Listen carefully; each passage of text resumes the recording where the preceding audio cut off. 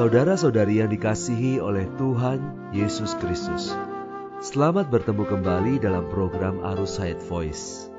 Dalam kesempatan ini saya akan menyampaikan firman Tuhan dengan judul Karakteristik Buah Sulung.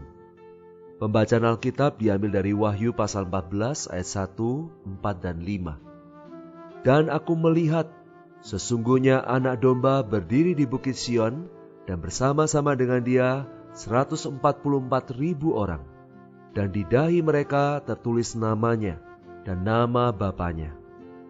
Mereka adalah orang-orang yang tidak mencemarkan dirinya dengan perempuan-perempuan, karena mereka murni sama seperti perawan.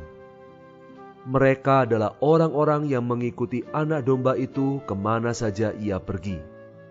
Mereka ditebus dari antara manusia sebagai korban-korban sulung bagi Allah dan bagi anak domba itu. Dan di mulut mereka tidak terdapat dusta, mereka tidak bercela. Saudara-saudari yang terkasih, dalam Wahyu pasal 12 kita telah melihat anak laki-laki, sedangkan dalam pasal 14 kita melihat buah sulung. Terjemahan LAI adalah korban-korban sulung. Anak laki-laki di dalam pasal 12 adalah untuk berperang dan mengalahkan iblis. Buah sulung bukan untuk berperang, melainkan untuk memuaskan Allah dan anak domba. Musuh yang berada di surga harus dicampakkan ke bumi oleh anak laki-laki yang akan melaksanakan penghakiman Tuhan atas dirinya. Namun di surga masih ada kebutuhan lainnya. Allah harus dipuaskan. Dia ingin mendapatkan dan mencicipi buah bungar untuk kepuasannya. Wahyu pasal 14 ayat 2 berkata, Aku mendengar suatu suara dari langit bagaikan desau air bah dan bagaikan deru guruh yang dahsyat. Suara yang kudengar itu seperti bunyi pemain-pemain kecapi yang memetik kecapinya. Air bah menunjukkan suara yang mendesau. Guruh yang dahsyat menunjukkan suara yang berwibawa. Suara kecapi menunjukkan suara kesenangan. Kewibawaan suara guru yang dahsyat itu menakutkan iblis. Sedikitnya 8 kali kitab Mazmur memberitahu kita untuk bersorak-sorai bagi Tuhan. Suara desau, suara sorak-sorai ini seharusnya keluar secara otomatis dari dalam roh kita. Ketika kita dipenuhi dengan pengalaman yang manis terhadap Tuhan, roh kita pasti dipenuhi hingga meluap-luap. Jalan satu-satunya untuk mengekspresikan sukacita kita ialah bersorak-sorai bagi Tuhan. Kemudian Wahyu pasal 14 ayat 3 mengatakan, mereka menyanyikan suatu nyanyian baru di hadapan tahta dan di depan keempat makhluk dan tua-tua itu. Dan tidak seorang pun yang dapat mempelajari nyanyian itu, selain 144.000 orang yang telah ditebus dari bumi itu. Ke-144.000 orang itu menyanyikan suatu nyanyian baru. Ini berarti mereka mempunyai pengalaman yang istimewa dan khas terhadap diri Kristus. Mereka bisa menyanyikan nyanyian yang tidak bisa dipahami orang lain. Selain buah-buah sulung, tidak ada seorang pun yang dapat mempelajari nyanyian itu, karena mereka tidak memiliki pengalaman yang dibutuhkan untuk hal itu. Segala kidung dan nyanyian selalu timbul dan berasal dari pengalaman terhadap diri Tuhan.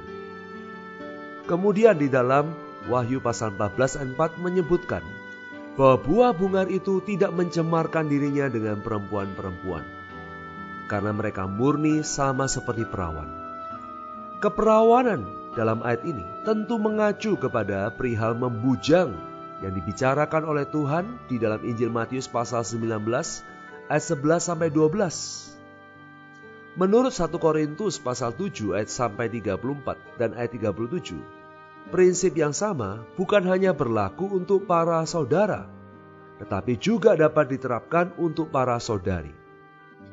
Prinsip keperawanan sesungguhnya adalah kita tidak seharusnya dicemarkan oleh segala sesuatu yang berasal dari dunia, yang berasal dari bumi ini. Untuk menjadi pemenang-pemenang yang hidup, kita perlu dijaga oleh anugerah Tuhan dari setiap pencemaran dan polusi, serta hidup di bumi seperti perawan. Dalam pandangan orang-orang dunia, kita nonton bioskop atau tidak, itu perkara yang kecil. Tetapi dalam pandangan kita yang telah beroleh selamat, hal itu sangat serius.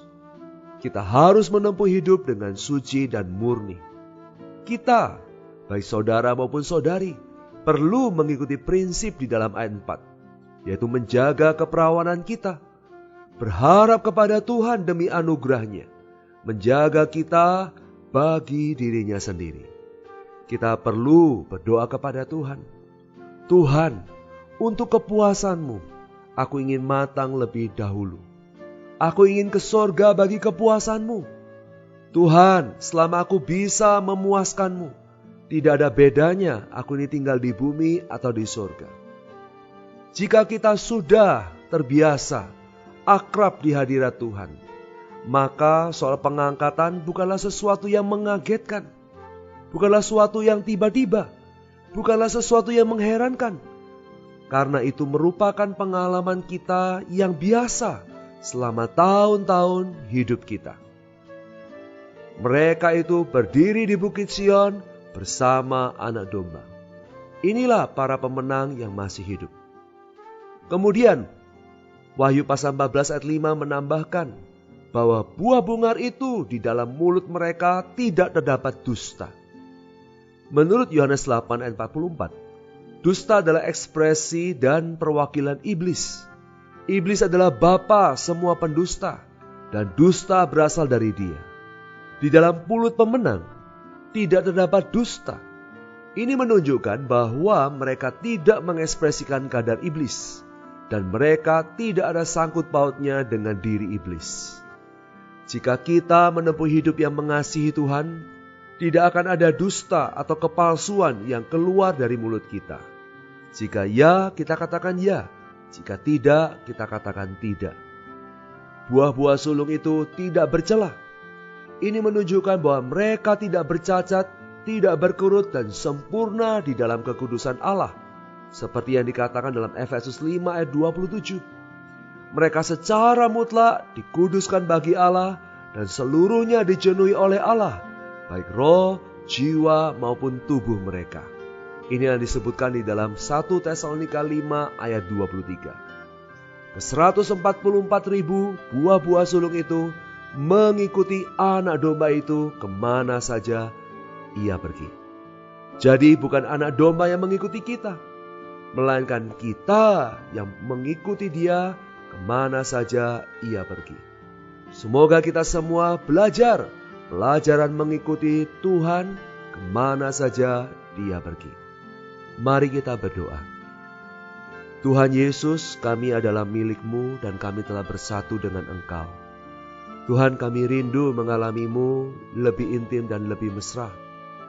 Berilah anugerah supaya kami boleh menjaga diri kami murni dan tidak mencemarkan diri kami dengan dunia. Jagalah kami Tuhan dari segala dusta dan celah.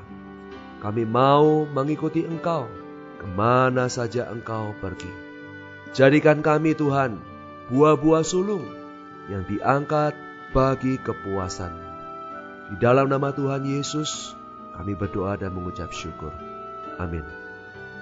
Demikianlah firman Tuhan, sampai bertemu di kesempatan berikutnya. Kasih karunia Tuhan menyertai roh kita sekalian. Amin.